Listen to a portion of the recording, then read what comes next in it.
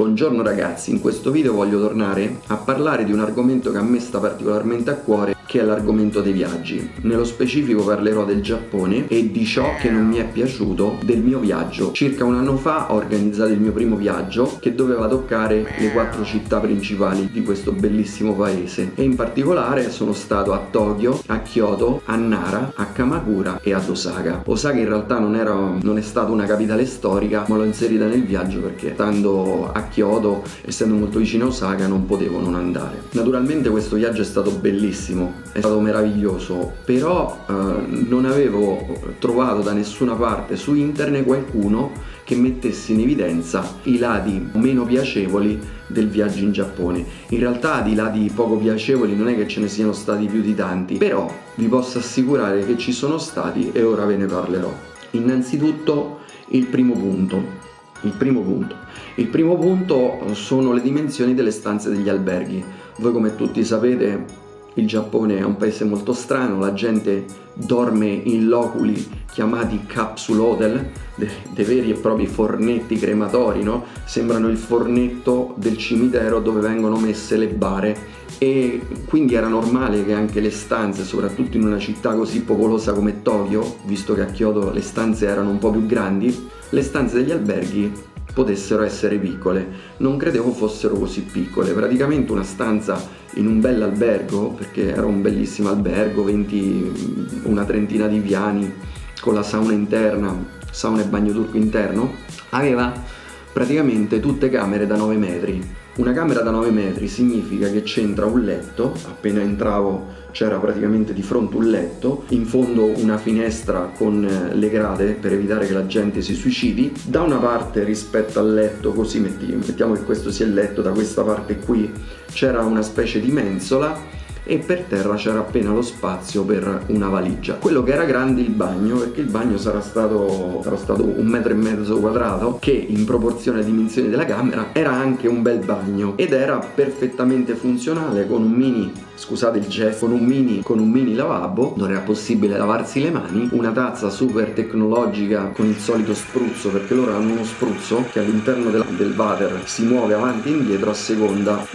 diciamo, dell'orifizio che vuoi pulire, e poi c'era la doccia che era anche abbastanza grande, però non c'era spazio per le valigie e la stanza era veramente molto piccola, al limite della claustrofobia. Secondo punto, le città sono dispersive, in particolare Tokyo, anche Kyoto è una città molto dispersiva, ma anche Nara, che comunque è più piccola, e Kamakura sono delle città le cui attrazioni, soprattutto i templi, si trovano più o meno disseminati nelle periferie. Di conseguenza, non essendo tutti nella stessa posizione, visitare queste città risulta particolarmente difficile. In particolar modo è difficile visitare Tokyo perché è talmente grande, Tokyo conta circa 35 milioni di abitanti, che per poter andare da Shinjuku, che sta a est, fino al parco Ueno, che sta più o meno a nord-ovest, ci si impiega un'ora di metro, più tutti gli spostamenti sia a piedi che diciamo di ingresso e d'uscita dalle metro, e vi assicuro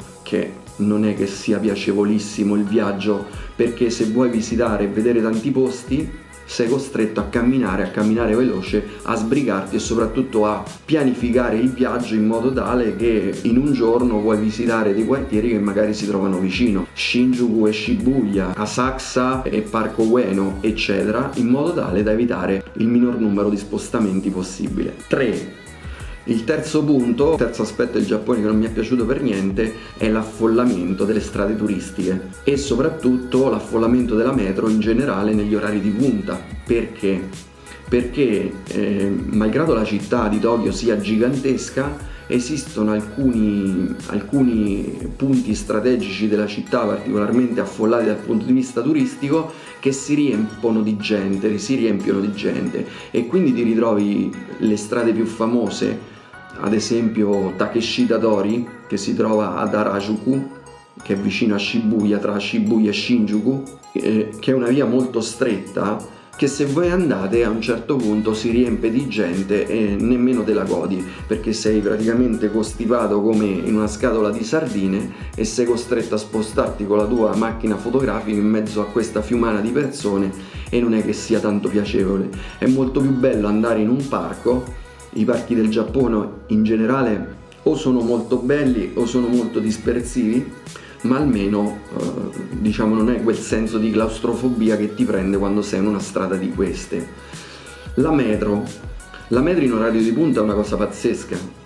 La metro si riempie di persone e ti senti veramente in trappola, soprattutto quando devi andare in un posto e tutte le persone vanno in quel posto, come ad esempio è capitato a noi andando a vedere l'Adeghi Firework Festival, il festival dei fuochi d'artificio di Adeghi. Praticamente ci siamo ritrovati su questa metropolitana presa d'assalto dalle persone, perché comunque Adeghi si trova a nord-ovest, scusate, nord-est,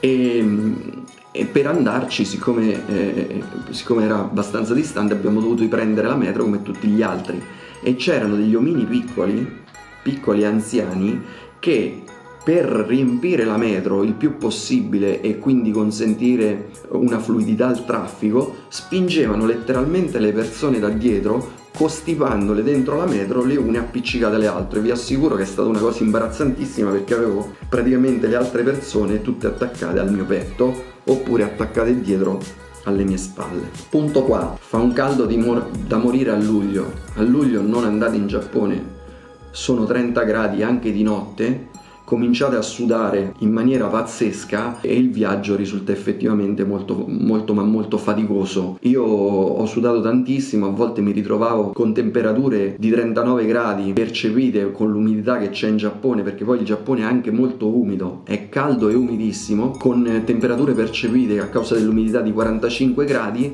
a visitare ad esempio il castello di Nijo e di ritrovarmi all'interno dei video, che poi metterò in coda al presente video affinché li possiate vedere. Mi sono ritrovato al castello di Nijo praticamente in preda ad un attacco di sudarella. Ho cominciato a sudare talmente tanto che a un certo punto ho pensato mi venisse un infarto, perché avevo preso talmente tanto caldo, un colpo di calore, che la mia maglietta a un certo punto è diventata zuppa di sudore. Punto numero 5. I musei chiudono prestissimo, quindi se dovete organizzare qualche visita a qualche museo andateci presto, e il pomeriggio dalle 4 in poi dedicatelo per andare a mangiare da qualche parte. Perché i musei chiudono talmente presto che è inutile pianificare un viaggio sapendo di arrivare verso le 5, perché potreste trovare chiuso. La stessa cosa vale per la sera. Alla sera le persone finiscono di mangiare molto presto e ne trovate pochissimi in giro. La vita notturna continua nei locali e di conseguenza pianificate la vostra vacanza in modo tale che mangiate presto verso le 6 del pomeriggio e poi dalle ore 20 in poi o ve ne andate in un quartiere particolarmente vivo, come ad esempio può essere Shinjuku oppure il quartiere di Shibuya, oppure potete andare in qualche quartiere tradizionale come Asakusa a mangiare e bere qualcosa, perché poi dopo una certa ora sono pochissimi i luoghi dove trovate ristoranti aperti. Voi considerate che a Kyoto, nella via di Pontocho, che è una via lungo il fiume, no? Dove ci sono tantissimi locali, alle 9 di sera, alle 10 di sera già i locali stavano chiudendo e quindi rischiate di non godervi il paese. Quindi pianificate dopo le 8 di andare in qualche locale oppure in qualche zona della città particolarmente trafficata. Punto numero 6.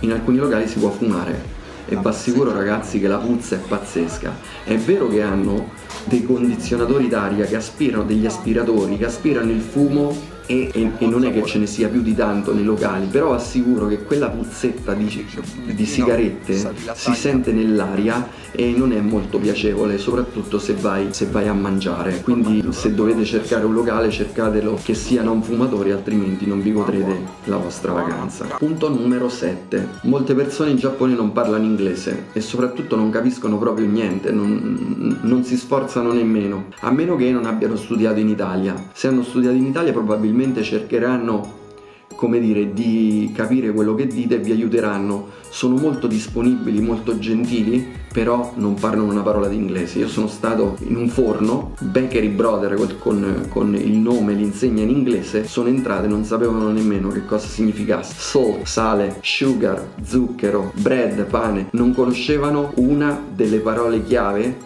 del loro lavoro in inglese, quindi fatevi un'idea e partite preparati. 8. Le scritte di molti locali sono tutte in giapponese, quindi vi può capitare di arrivare in un posto e non capire dov'è il locale semplicemente perché il suo nome, che voi conoscete in inglese, è scritto in giapponese. Mi è capitato in particolar modo a Omotesando, a una traversa vicino a Omotesando, perché cercavo un locale dove fanno dei gyoza buonissimi che si chiama Gyozaro o Gyozalu, non mi ricordo. Questo era il nome che avevo sentito in un video di alcuni ragazzi, poi li ho rimproverati per questo, ma quando sono arrivato non riuscivo a trovarlo. L'ho trovato dopo qualche giorno passando nella stessa via perché ho visto la fila delle persone. Quindi seguite la fila delle persone, se vedete tanta fila fermatevi perché probabilmente è un buon ristorante ed è per questo che è oggetto di attrazione e di visita da parte delle persone. Quindi le file di fronte a un locale sono fondamentali per capire quali locali vanno per la maggiore. Punto numero 9. I giapponesi, ho detto precedentemente, sono gentilissimi, se possono vi aiutano, non parlano però una parola in inglese, ma soprattutto se sono ubriachi vi si accollano, vi si appiccicano e non vi si staccano più di dosso, poi continuano a parlare in giapponese e voi non riuscirete mai a capirli. È capitato mentre andavo al Festival dei Fuochi d'Artificio di Adeghi che un signore gentilissimo, ubriaco marcio, si è appiccicato e ha iniziato a farci le foto. Ha fatto talmente tante foto che a un certo punto ci eravamo anche stancati, non capivamo che cosa volesse e un bambino che era con noi, il figlio di un mio amico, mi ha detto: "Ah oh, Andrea, questo te se vuole fregare il telefono". In realtà era solo una persona molto sola. In Giappone le persone sono molto sole, di conseguenza si ubriacano e quando trovano qualcuno gentile con loro tendono a diventare a loro volta gentili, ma siccome sono molto timidi si sciolgono solamente quando si ubriacano e se si ubriacano non attaccate il bottone perché altrimenti non ve li scollate più di dosso. La stessa cosa per quanto riguarda le persone ubriache, che non mi è piaciuta, è che molto spesso la sera, per questa tristezza che li prende, le persone si ubriacano e potete spesso trovare lungo le città, no, nelle banchine delle metro, delle persone che sono talmente ubriacate da rimanere tutte quante, come dire, in posizioni incredibili, come se fossero paralizzate, no, in preda a un ictus sulle panchine delle metro, completamente marce ed ubriache. Quindi fate molta attenzione, se vedete persone ubriache non date loro confidenza. Ed infine, punto numero 10. Il Giappone ha una struttura fortemente piramidale. Piramidale significa che ognuno ha un suo ruolo nella società e lo ricopre con una rigidità assoluta. I giapponesi sono per questo molto rigidi, sono molto gentili, ma tengono all'etichetta, tengono ai saluti, sono molto cordiali, però come dire, sono con i paraocchi, svolgono il loro lavoro in maniera precisa e come dire, non escono di un centimetro dal seminato. Loro seguono la loro direzione, seguono il loro lavoro, la struttura è completamente organizzata in questo modo ed è anche uno dei vantaggi del Giappone, perché altrimenti, se non avesse avuto una struttura piramidale così rigida, così rispettosa delle regole fino ad arrivare all'assurdo, probabilmente non sarebbero riusciti a sopravvivere. Io penso di aver detto tutto sulle cose che non mi sono piaciute del Giappone. Naturalmente sono cose ridicole rispetto a tutte le cose belle che ho visto, ma era doveroso elencarle. Per il momento è tutto, ci vediamo al prossimo video.